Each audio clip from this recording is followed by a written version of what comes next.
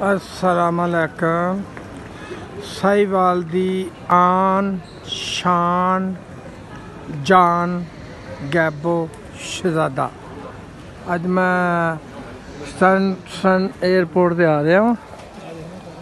तो एयरपोर्ट पे मैं स्टड एयरपोर्ट उत्ते मूवी बना रहे हैं। सारे लोग शॉपिंग कर रहे हैं। शॉपिंग सेंटर है, सारा कुछ दे पे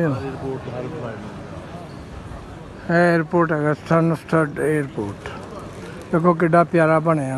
हाँ, तो नागी प्रोग्राम दे विच नागी साहब वास्ते मैं यूके च कम कर रहा। और नागी प्रोग्राम दे विच तुसी ये देखना ना भुलना, ठीक है जी। YouTube Nagi TV. तो इस टाइम असी सवारियां पैसेंजर सब लोग इधर बैठे ने। तो गैबो शहजादा साहिवाल दी आन शान जान गैबो शहजादा।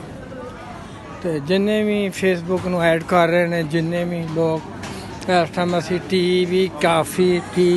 काफ़ी वगैरह वगैरह देते पे। इतों टी लवांगे असी अपने वास्ते, काफ़ी टी बर्गर ब्रैड वगैरह। हाँ, जो तू पी लेंगे मैं पी लूँगा। कॉफ़ी भी नहीं, जो तुसी यार जो चोरी पी लेंगे, ठीक है जी। ये देते पे असी इतों काफ़ी लैन लगे हैं या टी लैन लगे हैं, देते पे।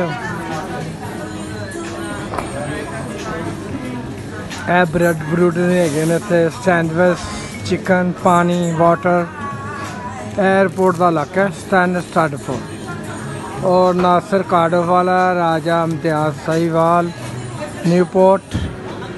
और जिन्ने भी मेरे दोस्त है ने मेरी फेसबुक नू ऐड करने वाले, नागी प्रोग्राम नू ऐड करने वाले, लहर बादशाह फैसलाबाद मानावाला और चक बग्गा चौरी तनवीर वास्ते भी ये वीडियो बना रहे हैं। मैं स्टड एयरपोर्ट ये वाला जड़ा। तो सारे लोग इत्थे माशाल्लाह कोई टी पी रहा, कोई नाश्ता कर रहे हैं।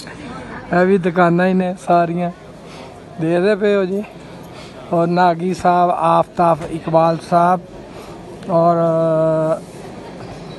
शमशेर ज्वेलर बरादर पेंट साहिवाल शरीफ कलात हाउस नीलम कलात हाउस आजान मेरा प्यारा ऐसा और शेख सादक खंड वाले शेख भोला खंड वाला high street Shaukat advocate friend Salma stud airport के उत्ते असी इस टाइम खलोते हैं। तो तुहाडे वास्ते मैं वीडियो बना रहा वहाँ, ठीक है। इन्हां दे प्रोग्राम ने ऐनका ने मेरा ख्याल है शॉप हैगी है गल च पाने वाले ने यह वाले।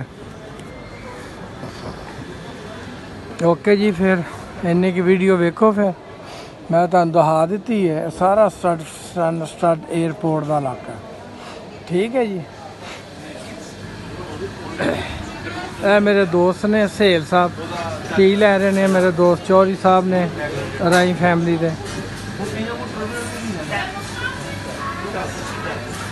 ओके, देखते पे हो कितना रश है माशाल्लाह।